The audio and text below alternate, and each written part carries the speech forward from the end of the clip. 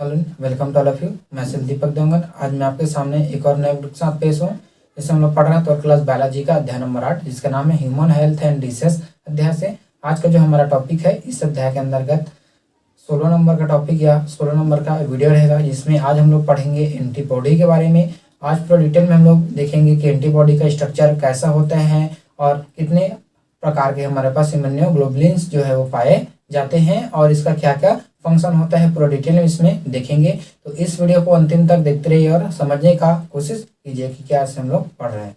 तो शुरू करते हैं इसके बारे में, एंटीबॉडी के बारे में। तो एंटीबॉडी को और किस नाम से जाना जाता है, इसको और जानते हैं हमारे में इम्यूनोग्लोबुलिन के नाम से भी इसको जाना जाता है। इसको शॉर्ट में जो है आपका आईजी के नाम से भी इसको जो है वो जाना जाता है। ठीक है, अब यहाँ पर लिखे हमने एंटीबॉडी। एंटीबॉडी का अर्थ होता है जो हमको क्या होगा, पैथोजन या एंटीजन से प्रोटेक्ट करता है। हमारे बॉडी को प्रोटेक्ट करने वाले जो मटेरियल होता है उसको कहते हैं एंटीबॉडी कहते हैं। ठीक है, तो इसमें देखते हैं हमारे पास आईजी जो है आपका ग्लाइकोप्रोटीन्स का बना होता है, जो कि एंटीजन को मारने का काम जो है वो करता है। ठीक है, आईजी मतलब हमारे पास इम्यूनोग्लोबुलिन्स या एंटीबॉडी जो है इससे मिलकर बने होते हैं। तो ग्लाइकोप्रोटीन से मिलकर वो जो है वो बना हुआ रहता है, जो कि क्या करता है, एंटीजन को जो है वो मारने का काम करता है। ठीक है, तो एंटीजन को कैसे मारेगा, तो उसको ट्रैप करता है। तो ट्रैप कर कर जो है अपने पास लाकर उसको क्या करेगा, जोड़कर जो है मारने का काम इसमें वो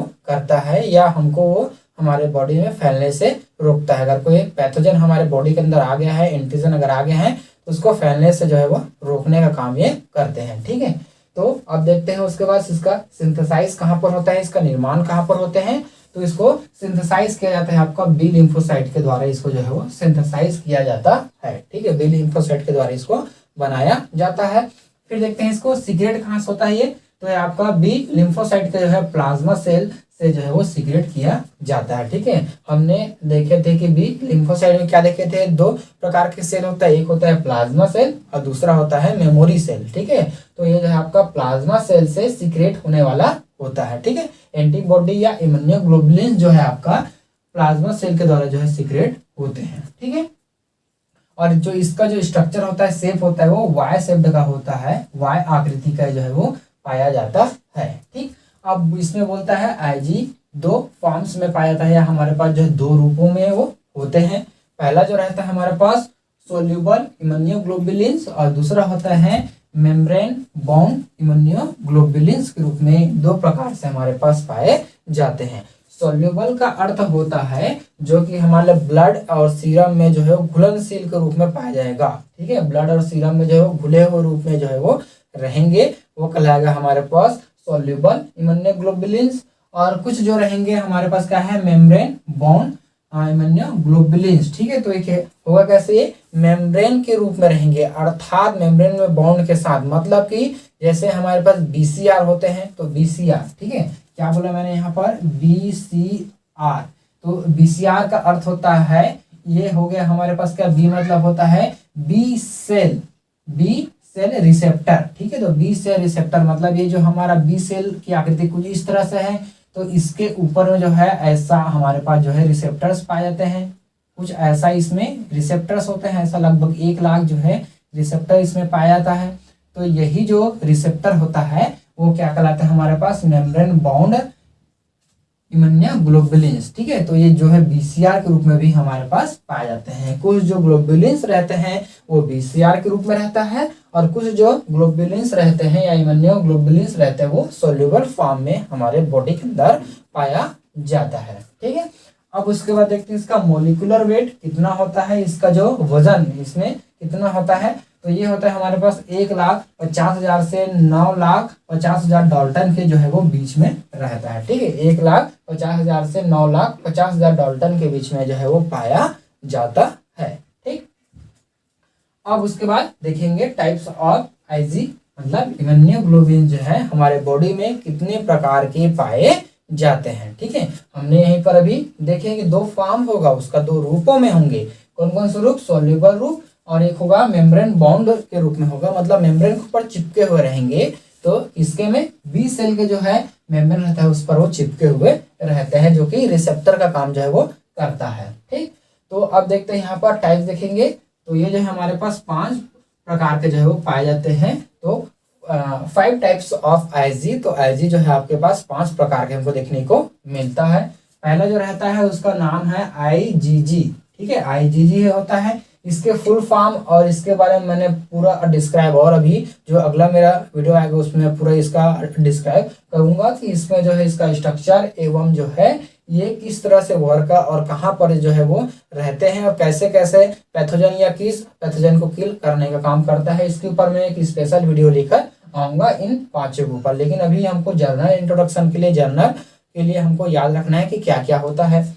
तो आईजीजी जो है कैसा होता है, हमारे पास मोनोमेरिक होता है, ठीक है, मोनोमेरिक होते हैं जो कि आपका कहाँ पर पाए जाते हैं, सीरम और आपके ब्लड में जो है वो एंटीबॉडी का काम करते हैं, ठीक है, कहाँ पर आपके सीरम पर और ब्लड पर जो है एंटीबॉडी का काम करता है, ठीक। फिर आता है हमारे पास IgA। तो IgA जो है ये भी कैसा होता है, मोनोमेरिक होता है एवं डाइमेरिक, दोनों आकृति के हो सकते हैं, मोनोमेरिक और डाइमेरिक आकृति का ये होता है। मोनो और डाई इसको मैं भी बताऊंगा कि ये कैसे होते हैं, किस लिए इसको मोनोमेरिक और डाइमेरिक बोला गया है, ठीक है। अब उसके बाद देखते हैं हमारे पास तीसरा नंबर है IgM, ठीक है। तो IgM के बारे में देखते हैं। तो ये जो है कैसा होता है, हमारे में पेंटामेरिक होता है। ये कैसा है, पेंटामेरिक। और ये जो है आपका लार्जेस्ट IG है, मतलब हमारे पास जो 5 प्रकार के IG पाए जाते हैं, इम्यूनोग्लोबुलिन्स पाए जाते हैं, उसमें से IgM जो है सबसे बड़ा हमारे पास इम्यूनोग्लोबुलिन्स होता है। अब देखते हैं चौथा नंबर देखेंगे तो इसको बोलते हैं IgD। ये भी कैसा होता है, हमारे पास मोनोमेरिक होते हैं जो कि आपका ब्लड और आपका सरफेस ऑफ बी सेल पर पाए जाते हैं, ब्लड और सरफेस ऑफ बी सेल। मतलब ये जो बी सेल में हमारे पास रिसेप्टर होता है वो किसका होता है, IgD, जो हमारे पास रिसेप्टर के रूप में कार्य करता है, किसके में, बी सेल के में। ये हमारा बी सेल है, तो इस बी सेल में जो रिसेप्टर है, ये रिसेप्टर ये क्या होता है, हमारे पास IgD होता है, ठीक। फिर उसके बाद देखेंगे पांचवा और लास्ट IgE। तो ये भी कैसा होता है, हमारे पास मोनोमेरिक होते हैं और ये जो है आपका सीरम में जो है वो पाया जाता है, सीरम में रहते हैं। अब देखते हैं मोनोमेरिक, डायमेरिक और पेंटामेरिक को किस तरह से यहाँ पर डिस्क्राइब किया गया है। मोनोमेरिक का अर्थ होता है, इसकी आकृति IG का आकृति कैसा होता है, वाई शेप्ड का होता है। तो ये देखिए यहाँ पर ये वाई शेप्ड का हमारे पास ये आकृति है, ठीक है। तो वाई शेप्ड क्या है, ये है उसका हैवी चेन है, और इधर क्या रहेगा, इधर है उसका आपका लाइट चेन का फॉर्मेशन। इसमें जो है वो कुछ इस तरह से बाद में जो है वो लाइट चेन का फॉर्मेशन होता है।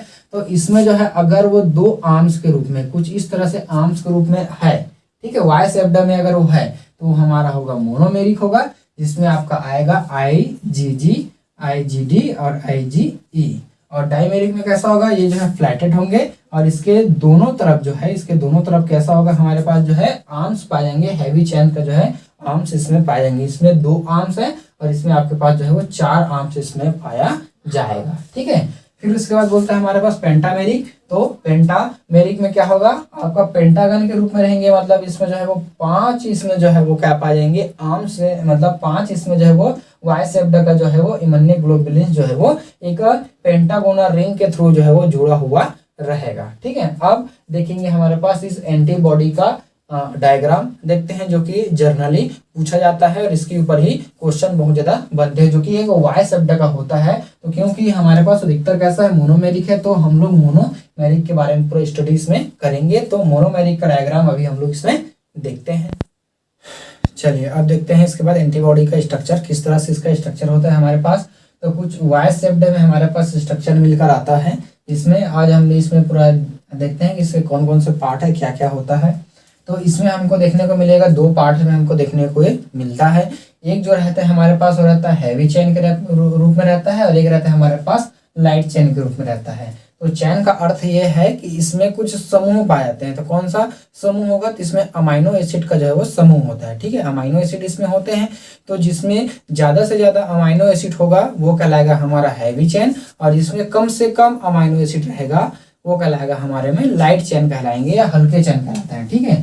तो ये जो हमारा इधर जो आपको दिख रहा है ये क्या हमारा हैवी चेन है, जिसमें आपका 440 अमाइनो एसिड जो है वो पाया जाता है या प्रेजेंट होते हैं। और इधर की ओर आपको दिख रहा होगा ये और आपका ये, ठीक है। तो ये 2 हमारे कैसा होता है, लाइट चेन होता है या हल्का चेन होता है। जो कि आपका 220 अमाइनो एसिड से मिलकर जो है वो बना हुआ होता है। ठीक है, तो दो हमारे पास चेन प्राप्त हो गया, एक हैवी चेन और दूसरा हो गया हमारे पास लाइट चेन। ठीक है, तो दो प्रकार के चेन हमको देखने को इसमें मिलता है। ठीक, अब उसके बाद हम लोग देखेंगे कि ये चैन जो हो गया, तो चैन को जो है आपस में जोड़ने वाला कुछ चीजें होगा जो कि उसको जो आपस में जोड़कर रखा गया है। जैसे कि हमारे ये लाइट चैन है वे हैवी चैन है। ठीक है, तो लाइट चैन और हैवी चैन को जोड़कर भी कुछ ना कुछ जो चीज होगा वो रखा होगा, है ना। और इस तरह से दो हैवी चैन के मतलब दो हैवी चैन के बीच में भी कुछ ऐसा चीज होगा जो कि इसको दोनों हैवी चैन को आपस में जोड़कर इसको रखे हैं, तो वो कहलाता है हमारे में डाई सल्फाइड बॉन्ड कहलाते हैं। ठीक है, ये कहलाता है हमारे में डाई सल्फाइड बॉन्ड कहलाते हैं, जो कि 16 नंबर्स में जो है वो होते हैं। अब गिनते हैं यहाँ पर 16 नंबर्स में 1 2 3 4 5 6 7 8 9 10 11 12 13 14 15 और ये 16। ठीक है, तो 16 नंबर में हमारे पास जो है वो डाई सल्फाइड बॉन्ड जो है इसमें वो पाया जाता है, जिसके द्वारा आपका लाइट चेन हैवी चेन से और हैवी चेन एक हैवी चेन जो है दूसरे हैवी चेन से जो है वो आपस में जुड़ा हुआ रहते हैं, कनेक्टेड वो रहता है। ठीक है, तो इसमें हमारे पास पाया जाता है डाई सल्फाइड बॉन्ड होते हैं, जो कि 16 के नंबर में जो है वो पाया जाता है। 1 2 3 4 5 6 और ये 7 8 9 10 11 12 13 14 15 और 1 16, तो 16 के नंबर में हमारे पास क्या पाए जाते हैं, डाई सल्फाइड बॉन्ड पाए जाते हैं। ठीक है, अब देखते हैं उसके बाद, और यहाँ पर क्या लिखा है, सी लिखा है और यहाँ पर लिखा है हमने एन लिखे हैं। ठीक है, और सी और एन का अर्थ क्या होता है इसको देख लेते हैं। तो सी का अर्थ होता है हमारे पास कार्बोक्सिली टर्मिनल इंड बोलते हैं इसको। ठीक है, जो सी का अर्थ होता है उसको क्या बोलते हैं, कार्बोक्सिली आपका या कार्बोक्सी टर्मिनल इंड के नाम से इसको जो है वो जाना जाता है। ठीक है, इसमें कार्बोक्सी समूह जो है वो जुड़ा हुआ रहता है, वो इंड रहता है, इसलिए इसको बोला गया है हमारे पास क्या, कार्बोक्सी टर्मिनल इंड। या इसमें हमारे पास कुछ इस तरह से आपके कार्बोक्सी समूह जो इसमें जुड़ा हुआ रहता है। ठीक है, अगर इसको हमारा लिखेंगे तो यहाँ पर हम इसको लिख सकते हैं COOH, तो यहाँ पर जो है आपका कार्बोक्सी समूह जो है इसमें जुड़ा हुआ रहता है, इसलिए इसको बोला गया है कार्बोक्सी टर्मिनल इंड के नाम से इसको जो है वो जाना जाता है। और ऊपर की ओर हमारे पास क्या पाया जाता है, एन है ये, तो एन टर्मिनल इंड है। ठीक है, तो ये क्या है हमारे पास, एन टर्मिनल इंड, अर्थात इसमें क्या बात देंगे आपका अमाइनो टर्मिनल इंड के नाम से इसको जो है वो जाना जाता है। इसमें एमिन ग्रुप, ठीक है, इसमें जो है वो आपका एमिन ग्रुप आकर जो है इसमें जुड़ा हुआ रहता है, जैसे कि आपका NH2। ठीक है, तो यहाँ पर भी क्या होगा, NH2 जो है इसमें वो जुड़ा हुआ रहता है, तो इसमें आपका क्या होगा, एमिन टर्मिनल इंड के नाम से जानते हैं, जिसमें एमिनो समूह जो है आपका एमिनो समूह जो इसमें जो है जुड़े हुए रहता है। ठीक है, तो यही हुआ हमारे में एमिनो टर्मिनल इंड के नाम से इसको जाना जाता है। ठीक है, अब उसके बाद इधर देखते हैं हमने ये जो हमारा, तो इसमें कोई कलरफुल नहीं है, लेकिन इसको हमने पूरा ब्लैक कलर से इसको शो किए हैं। तो ऐसा क्यों किए हैं, तो इसको बोलते हैं हमारे पास वेरिएबल रीजन के नाम से जाना जाता है। ठीक है, ये जो हमारा वाई स्ट्रक्चर है ये हमेशा स्टेबल नहीं होता है, ये कुछ ना कुछ इसका जो है वो बदलेगा। तो इसमें जो ऊपर का जो रहता है, दोनों में जो ऊपर का रहता है, यहाँ से इसका एरिया और इधर का ये, मतलब लाइट चेन का आधा और हैवी चेन का भी कुछ पार्ट इसमें जो है वो आपका वेरिएबल रीजन के रूप में रहता है, जो कि कैसा होता है, बदलता है। ठीक है, मतलब वो चेंज होते हुए रहते हैं। और इसी वेरिएबल आर्म्स पर या वेरिएबल रीजन पर ही क्या होगा, एंटीजन आकर जो है वो बाइंड होता है। ठीक है, तो इसमें क्या होगा हमारे पास, एंटीजन जो है बाइंड होगा, तो इसलिए लिखे हमने यहाँ पर एंटीजन बाइंडिंग साइट, इसको बोलते हैं हमारे पास पैराटोप के नाम से भी इसको जाना जाता है। शॉर्टकट में आप इसको पैराटोप भी बोल सकते हैं, या आपको लॉन्ग बोलना है तो एंटीजन बाइंडिंग साइट के रूप में इसको बोला जा सकता है या कहते हैं। चलिए इसको फिर से एक बार देख लेते हैं। तो हमारा जो एंटीबॉडी होता है वो वाई शेप्ड का होता है। ठीक है, वाई स्ट्रक्चर का जो है वो होते हैं, इसमें हमारे पास दो चेन इसमें पाया जाता है। पहला जो रहता है वो है हमारा हैवी चेन, जो कि आपका 440 अमाइनो एसिड से मिलकर बना हुआ रहता है, और दूसरा जो रहता है हमारे पास वो है लाइट चेन, जो कि हमारे पास 220 अमाइनो एसिड से मिलकर बना हुआ होता है। ठीक है, अब ये जो है दोनों जो चैन है उसको आपस में जोड़कर रखने के लिए कुछ चीजें होती है, जिसको बोलते हैं हमारे कुछ बॉन्ड के द्वारा वो जुड़ा हुआ रहता है, जो हमारे होता है डाई सल्फाइड बॉन्ड के द्वारा जो है वो जुड़ा हुआ रहता है। मतलब दो हैवी चेन के बीच में और हैवी चेन और लाइट चेन के बीच में भी बॉन्ड होते हैं जिसको बोलते हैं डाई सल्फाइड बॉन्ड, जो कि आपस में जुड़कर रखते हैं, जिसका नंबर कितना होता है 16 के नंबर में जो है वो पाए जाते हैं। ठीक है, और उसके बाद देखते हैं तो जो इंड है इसमें दो इंड पाए जाते हैं, एक होता है हमारे पास सी इंड और दूसरा होता है एन इंड। ठीक है, तो लाइट चेन के भी स्टार्टिंग में आपका सी इंड होगा और आपका हैवी चेन के भी स्टार्टिंग में आपका जो है वो स्टार्टिंग में आपका क्या होगा सी इंड होगा इसमें। तो सी इंड को बोलते हैं कार्बोक्सी टर्मिनल इंड के नाम से जानते हैं, क्योंकि इसमें कार्बोक्सी समूह जो है आकर वो जुड़ता है। और उस तरह से जो एन इंड है, एन इंड को बोलते हैं हमारे पास क्या बोलते हैं एन इंड को अमाइनो टर्मिनल इंड। तो इसमें आपका एमिन ग्रुप जो है आकर इसमें जो है वो जुड़ा हुआ रहता है, या एमिन ग्रुप आकर इसमें जुड़ते हैं। ठीक है, और उसके बाद दोनों चेन की जो वाई शेप्ड आकृति है उस पर क्या पाया जाता है, एक रीजन पाया जाता है जिसको बोलते हैं पैराटॉप बोलते हैं, या इसी को बोलते हैं हमारे पास वेरिएबल रीजन बोलते हैं। तो इस वेरिएबल रीजन में जो है खांचे पाए जाते हैं, वेरिएबल रीजन में क्या पाए जाते हैं, खांचे पाए जाते हैं, जो कि क्या करेगा एंटीजन को कुछ इस तरह से लाकर ऐसा फिट करने का काम इसमें जो है वो करता है। जैसे यहाँ पर आप देख सकते हैं, तो ये हमारा एंटीजन है, ये हमारा एंटीजन है। तो इस एंटीजन को जो है ये क्या हमारे पास है, ये देखिए यहाँ पर ये है हमारा हैवी चेन है। ठीक है, तो ये जो हमारा हैवी चेन है इसमें आकर कैसा हुआ है, यहाँ पर वो बाइंडिंग हुआ है, जुड़ा है। ठीक है, तो ये जो इसका आपका क्या है, ये एंटीजन का जो इंड यहाँ पर जुड़ा है इसको बोलते हैं एंटीजेनिक डिटर्मिनेंट। ठीक है, तो एंटीजेनिक डिटर्मिनेंट को जो है एंटीजन के जो उसके जो खांचे हैं उसको पार्ट उसको डिटर्मिनेंट करके जो है यहाँ पर वो जोड़ने का काम कर रहा है, और ये हैवी चेन है। और इस तरह से इसको बोला जाता है, ये जो उभार इसमें बना हुआ है इसको बोलते हैं पैराटॉप के नाम से इसको जो है वो जाना जाता है। तो कुछ इस तरह से हमारे पास जो है वो एंटीबॉडी का इसमें स्ट्रक्चर देखने को हमको मिलता है। ठीक है, तो आई होप कि आज का जो हमारा वीडियो है आपको पसंद आया होगा। तो देखते रहिए हमारा यूट्यूब चैनल। धन्यवाद, थैंक यू।